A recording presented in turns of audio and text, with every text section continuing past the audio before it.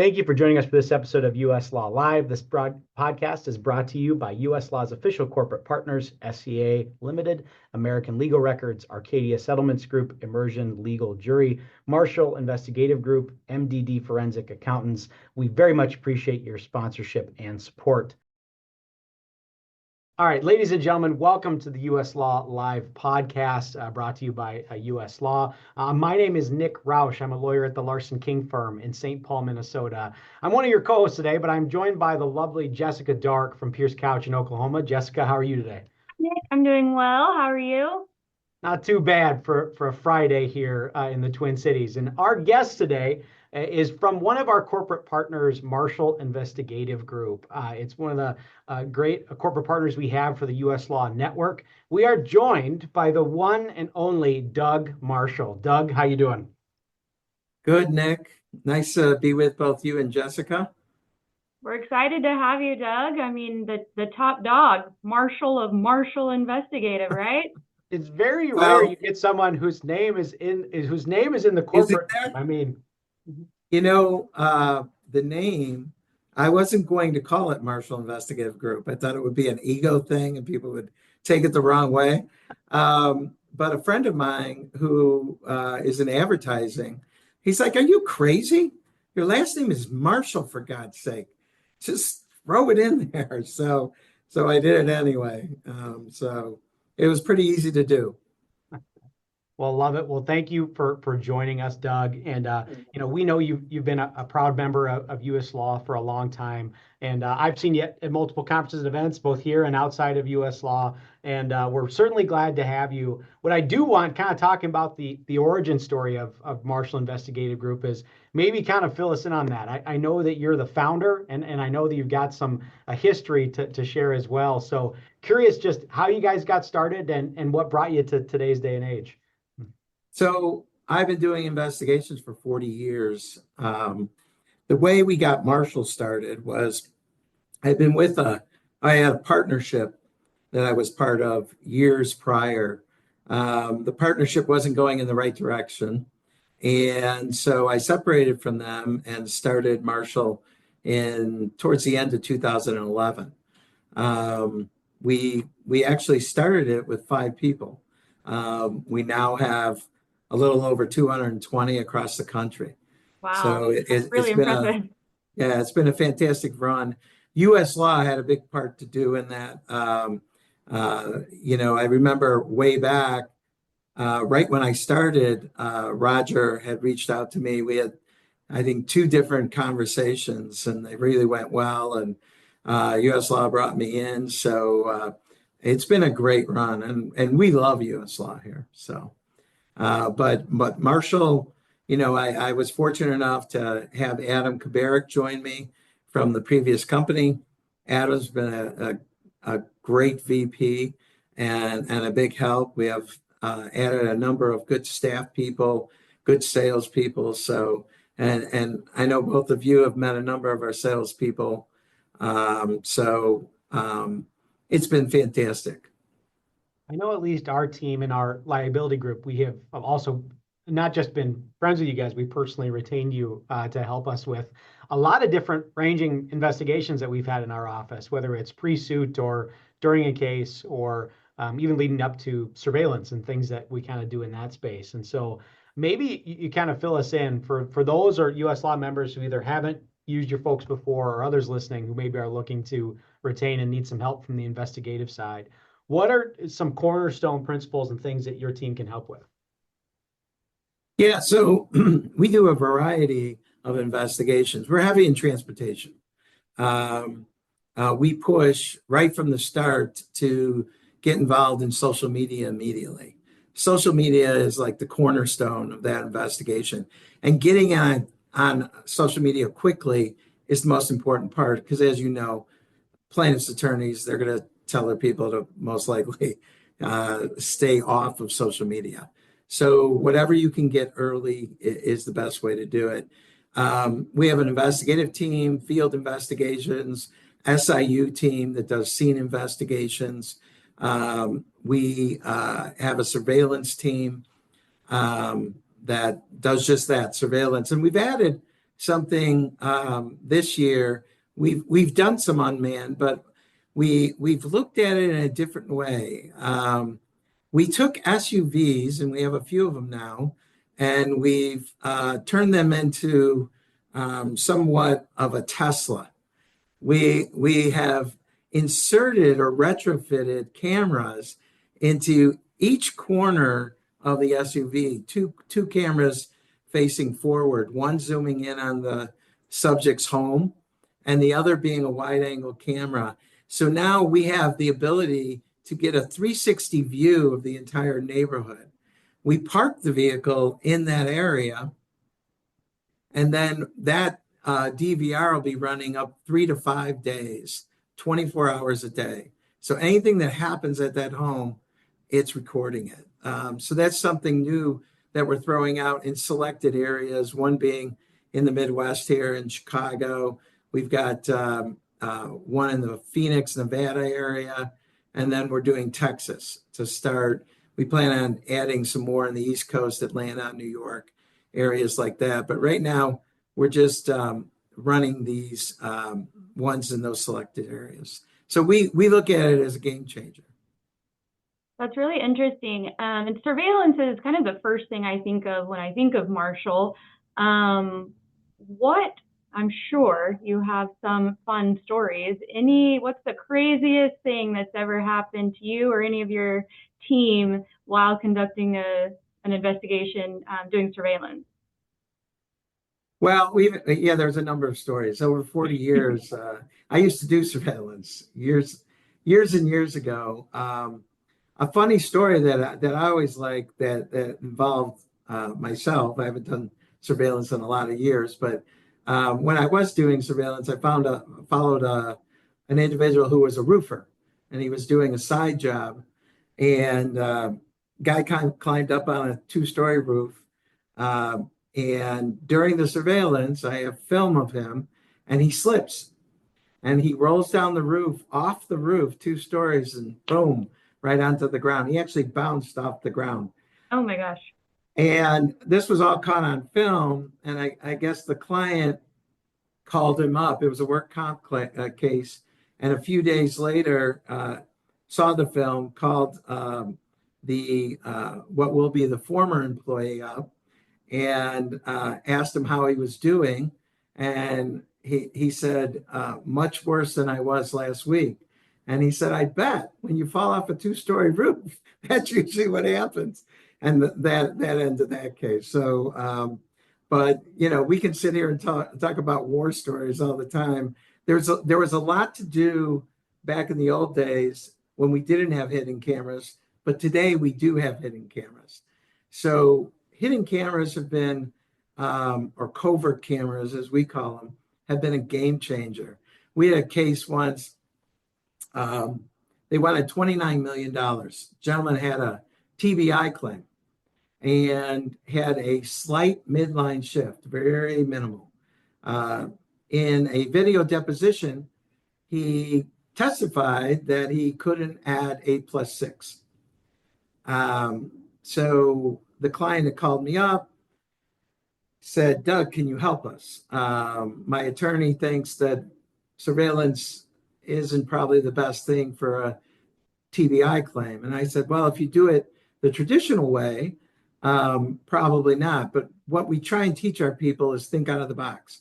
So I told them what we'll usually do in a TBI is get a male and a female, give them different disguises, hats, sunglasses, all different types of things. They'll follow these people into public places and see what they do, how they converse with people. And in one moment of this investigation, our female investigator followed him into a bank. He had 3 checks. He added all 3 checks on his deposit slip. And we actually have the recording because she's standing right next to him. So we zoomed in on it, and you can see that he added properly. And these were 3-figure numbers that he added without a calculator. Walked up to the teller. I bet it was more than 8 + 6. Yeah, it was a lot more than 8 + 6. And walked up to the teller. They showed the jury. came back with a $1.5 million verdict. Wow. Because he did have a TBI injury, but it changed the game. So we always teach our people here, think out of the box. The most important thing is think out of the box. I'm so glad you said that, and I think it's a testament to not just that, but the whole stuff that you're doing. I think with the vehicles and unmanned surveillance and types of things like that. Because I think for the longest time we've thought about the hesitancy of having some of that surveillance, knowing that there's a person out in the field, and so I think having unmanned, right, is just another tool in our repertoire to kind of get that pushed out. So now, Doug, you've been doing this for a very long time, and you've got a wide range number of clients who've retained you guys, I think, over the years. The question I think that I have for you is, when you look at your business, what are some of the cornerstones that you're teaching kind of with your not only younger people, but the people in your investigation group that you think drive some of the success that you've been having, right? What makes kind of Marshall? What we did a long time ago, actually right at the beginning of Marshall, is we kind of broke everything into departments. A lot of investigative companies years ago were having their investigators do social media. And social media is an ever-changing animal. And we really needed to specialize it. So one of the first things we did was we created the Internet Presence Department. And the Internet Presence Department, we have a national gaming champion. We have some of our IT involved. We have a lot of people that really know computers. One of the advantages to that is that in this day and age, you have influencers on the internet, right? And a lot of them, they will use aliases. They won't use their real name. To find an alias, there's different ways to do it. There's backdoors in just about every social media platform. And by finding those backdoors, and it's not hacking, I just want to say it's what's there, what's available. Sure. Is the only way that social media talks to each other is through a backdoor. If you find the backdoor, you can find certain search keys that will allow you to locate those aliases through phone numbers, email addresses, things like that. So, for example, to bring up one matter, we had a case, another TBI, where the woman wasn't going out. They claimed that they had checked the internet. The internet, they said she doesn't have she's not on social media. We did find her on social media as an influencer. She was using an alias. We pulled 1,114 videos of her dancing, twirling, talking, doing bunches of different things. And that's the difference between, really having knowledge of the internet and not. So that's been a great group for us and really driven us to grow. We have our research department. They do some street investigations, but a lot of research online. They go to courthouses, things like that. And then we have our SIU. They do the scene investigations. They do exceptional work. And we were fortunate enough to pull an SIU manager from Geico. And she's done an exceptional job at it. And then our surveillance department, which is our VP, Adam Kabarik, oversees the director there. And I think they do an exceptional job. And now that we've added Unmanned, I think that's going to up the game. So it is interesting too about I was talking to I think my wife about this, how much information is out there publicly, even it's just about ourselves. We were looking at that when my wife and I were moving last year, and they had to do a search as we were going through kind of the home purchase process. And when we were getting documents back, we were like, they couldn't have got this information from us. They had to have been like online. And even just doing a quick Google search of like your name and stuff, it is fascinating what is out there. But then to your point too, it's not just that, it's the people who have the 4, 5, 6 different accounts under different names that they use to do it on. I myself, I'm not proud of this, but I'll talk about it on this podcast. I have a Facebook account that's totally not under my name but it is because I want to use it for either like looking stuff up or checking in on people or doing whatever. And so you almost have kind of a burner account, but those accounts are so easy to set up. You can set They them are. up right at, I mean, you can just go on the front page of Facebook. You'll have an account in 5 minutes, right? So it's just They crazy are. how kind of the depth of the investigation sometimes needs to go. I thought you were Yeah. going to say you're embarrassed you have a TikTok account, Nick. And I was going to I say, don't do. be I am embarrassed. not embarrassed of my TikTok account. I will happily talk about it. Half Do of not. my Are you an influencer? Are you an half of my influencer? half of my Christmas gifts this year were bought on the TikTok shop. That is totally true. We'll talk about I have also purchased from the TikTok shop, and I will tell you, I have a case with a plaintiff who he was in an accident and, claims he's got long-lasting injuries, and he has a TikTok page, and he will be driving his vehicle with his feet up on the dashboard, and that's some of his content. And so we haven't taken his deposition yet, but we have all of those TikToks pulled and ready to go for him to see, but most importantly for his lawyer to see. Maybe they can make some more informed decisions going forward. Yeah, it's also mind-boggling to me too, like the stuff that people will put online. Like it's just like, and half of them are, we had one case where it was again an influencer. And she did a full day in the life. Like she like her going through a day. Like I think you've seen those videos there, people are doing their like skin routine in the morning and like doing all Get that. ready with me. Yeah, and I'm like, what is going on right now? I mean, it's just crazy. It is Crazy that I'll shocking. watch them. Yeah. Oh yeah, I Yeah. watched the whole thing. It's shocking what people put on the internet. If you walked up to someone on the street and started asking them questions of the things they put on the internet, they would say, "You're crazy, get out of my way." Right? But they'll throw it up there for the world to see. It's an amazing thing. I call it kind of the movie star complex. They want everyone wants to be that movie star, right? And people want to post everything about them. They were I read an article a long time ago where people always tell you, especially people that are a little older, will say, I just want to stay in touch with my grandchildren.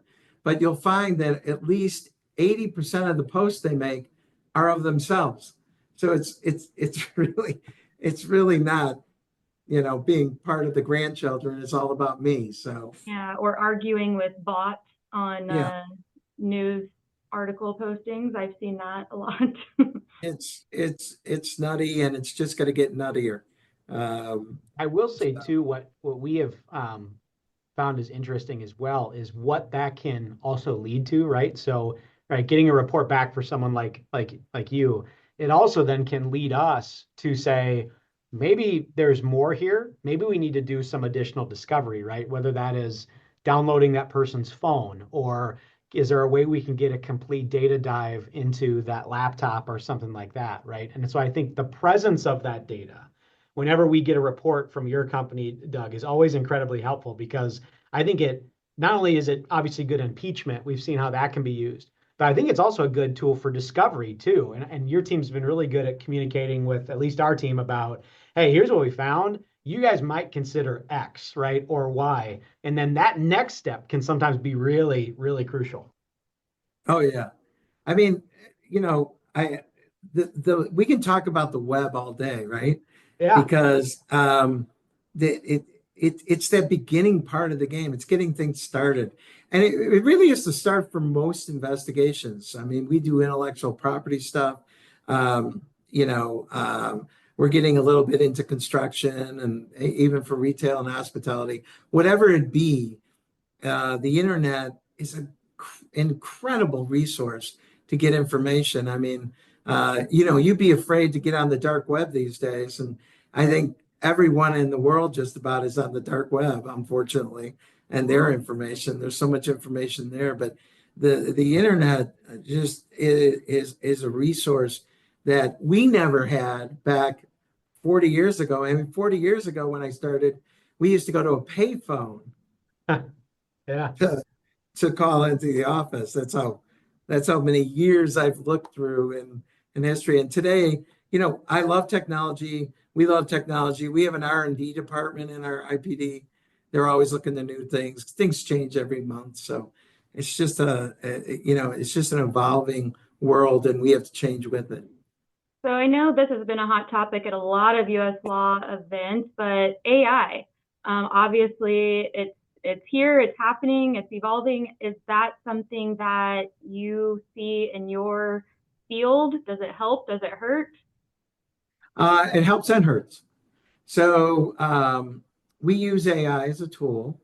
We'll use it, do some report writing and some other things, but it helps a little bit on the internet. The problem is we're finding out that when we use it, it's roughly 40 to 45% of the time it's wrong when you look at the internet. One of the problems is people have common names, and it'll search through and it'll identify different things. Even with face recognition, makes a lot of mistakes still. It's still not there. And until we get to the quantum stage, which I would say is probably a good 15 years off, AI is just as good as what it's given. Okay, it's learning, but it's really how you program it, how you teach it. So it's just not there yet. But, in 10, 15 years, I'm sure it's going to be different. And, like I said, we'll use Chat GPT and things like that for some of our report writing and some other things. But we always have to watch what AI will do.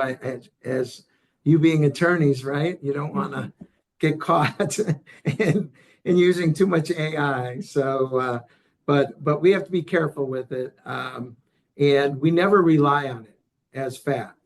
If you rely on it as fact, you're going to have real problems. So that's kind of the evolution as what I see of AI.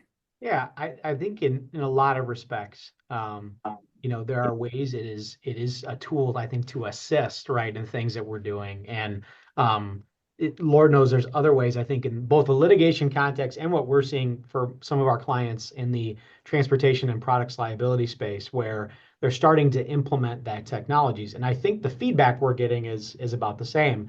Yes, it is a tool that can assist us in certain things, drafting a report or whatever, but there still needs to be a backstop, right? So whether that is a human force of nature or whatever that is, to look at what that AI has done and process it and approve it, whatever, before it gets to that next stage. And so I think it's absolutely the case, at least right now, that AI is certainly going to be here. I'm seeing more and more, at least when we go to events and other conferences, that there are starting to be more and more technologies within our own law firms where people are implementing that type of technology into their day-to-day practice. It's not going away, but it's something I think still that there needs to be that human backstop in however you're using it. Yeah, we, the managers look it over, but we also have a quality control here. And we have two people in our quality control, and they'll look over things and catch little mistakes that probably shouldn't have been in there. So it's, you have to have that backstop. You're right. Otherwise, you're probably going to get in trouble. All right. So, Doug, we have approximately 7 minutes left in this podcast. And the question, I usually we open it up and get to know our guests and have something lighthearted.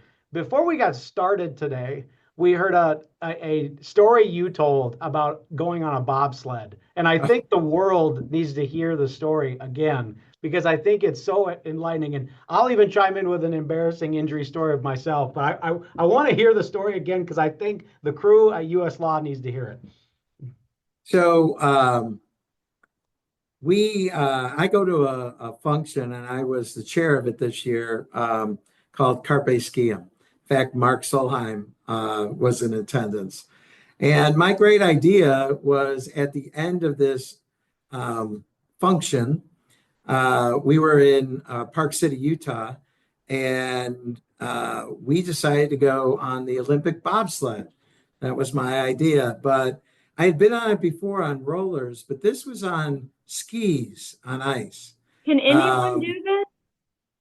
Anyone can do it. You got to sign a waiver. You got to sign a waiver, I'm sure. If you're willing. I'm going last, so all the bobsleds have come through. And just before I get on the bobsled, The bobsled that was for the public is broken. The brake's broken. So they pull that one off and they pull another bobsled out, and we go up with this bobsled up to the top. And I get in this bobsled, and I guess it's the Olympic bobsled, what they really do. So the public bobsled is about that wide. The Olympic bobsled is about this wide. So I'm kind of a wide shoulder guy. I get in there and I squeeze myself in, and he's like, come on, you gotta lean up a little more. I'm trying, grab a hold of these two metal plates. There's no padding in this thing. And I sit in, all right, I get in, and I can hardly grab onto these two plates. So it kind of starts slow. They just slowly push you, speeds up. You start going about 75 miles an hour in the last 3 turns at 5 Gs. And I lost my grip on my right hand. So I lost the grip on my right hand. And so what happened was the 5 Gs are pushing me down, and I'm going down into the box. Oh no. And I'm being forced this way and this way and this way. So I finally come in and someone's taking video. And if I could show you the video, it looks like there's only 3 people now in the bobsled. Like, where's Doug? And if you look over it, I'm laid down in the bobsled because the 5 Gs are pushing you down. And the guy comes up to me and he says, are you okay? And I said, no, I think my back's out. And so he's like, grab my arm. And he's launching me out of this bobsled. Now, somehow my back was out.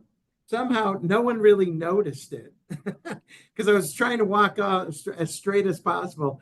The next day I got on a plane, the way back was miserable, but it was, if I ever get a chance to show you the video, someone was kind enough to actually take video of me coming in, which is somewhat embarrassing, but that is amazing.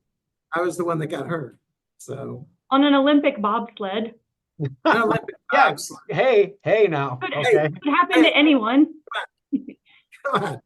What's your embarrassing injury story, Nick? I have 2 of them, and my wife was involved in both of them, so she'll love hearing this one. So one is when we lived in our past home, we used to have a driveway that would notoriously become an ice rink in the winter, like that, just how it drained. You would never get proper drainage, and it was an ice rink. And Anna was like, hey, someone needs to clear the ice. And I said, I'll do it. And she's like, you should have someone come and dig it up. And I'm like, I got it. I just need to get an ice pick from Home Depot. So I, go up to Home Depot. I spend $12 on literally one of those, ice picks. And I come home. I like put my stuff down, get my boots on. I take one swing, like on the first swing, immediate pain, and I'm just like going like this. My wife, laughing, has watched this whole thing, is like, are you good? And I'm like, I am not good. And then found out I had fractured a bone in my hand from just that one freaking swing on it. So I looked like a real wimp there, which was fantastic in front of my wife. Did you have to wear like a cast? I had to have like a 2 splint cast on my hand for like 6 weeks or something like that. It was just awful. The second one is I have my finger is permanently at that angle on my pinky. Anna and I went to the same undergrad college. We went to Luther College, which is in a small town in Iowa. And I was playing pickup basketball, and I caught a pass. And I then went to go pass it to my friend, and I was like, oh, that really hurt. And my friend goes, oh, timeout. He's like, dude, look at your finger. And my finger was at a 90-degree angle. My wife was in nursing school, very much medical minded. I was just the dude in business school who had a bunch of fraternity friends. So my friends are like, dude, just pull it. If you pull it, it'll get back into place. And I was like, oh, that sounds good. So I just pull it back into place. And then we get home at night, and my wife was like, you did what? And I'm like, well, I just pulled it back. That's what they said to do. And then when we went, we found out it was permanently pulled back into the position it's in right now. And so she never lets me hear the end of that one, which is fantastic. Man, for our poor listeners with sensitive stomachs. Jessica, do you have any? You gotta have one, Jess. I'll join in on the finger discussion. I was in Cabo for a wedding, and it was the day of the wedding, Saturday morning, and we were going home the next day. And we were out by the pool, and they had these very, very heavy metal lounge chairs. And I was trying to adjust my chair with my hands kind of behind me, and the little bar that holds it into place flipped out. I fall straight back, so I'm laying flat on my back, and my finger is caught in this metal chair. Oh. And I couldn't breathe and I couldn't talk, and my friends kind of chuckle, and I eventually was like, oh my God, help me, help me, help me. And they pulled me up, and it was broken. It was also like an open wound. But I was there at my wedding, and I didn't want to go to a medical facility in Mexico. Of course not. Of no course offense not. to Mexico, but I didn't know Spanish. So I just walked around the wedding with like a claw of a hand, and then flew home the next day and went and got it x-rayed, and it was broken. And it's a little bit bigger than my other finger. But to bring it back to a legal perspective, as an accommodation, I had to use one of those Dragon dictaphone services, Yeah. where I could like speak to type for several weeks, just to be able to do my job, because it's my right hand, my right middle finger, which I very much took advantage of when people would ask how I was doing. I was like, oh, it's broken. But it's mostly healed. I love that. Sounds painful. Yep. It still kind of hurts in the cold weather months. Well, Doug, we have hit our half hour. We very much appreciate you joining us, your time on a Friday. We very also much appreciate Marshall Investigative Group's corporate partnership with US Law, and we're looking forward to the years to come. So thanks for joining us, Doug, and thank you both for listening. I really appreciate it. Thank you. Thanks, Dad. Thank you for listening to this episode of US Law Live. Stay tuned for more great conversations on US Law Live. To learn more about the US Law Network, visit us at uslaw.org.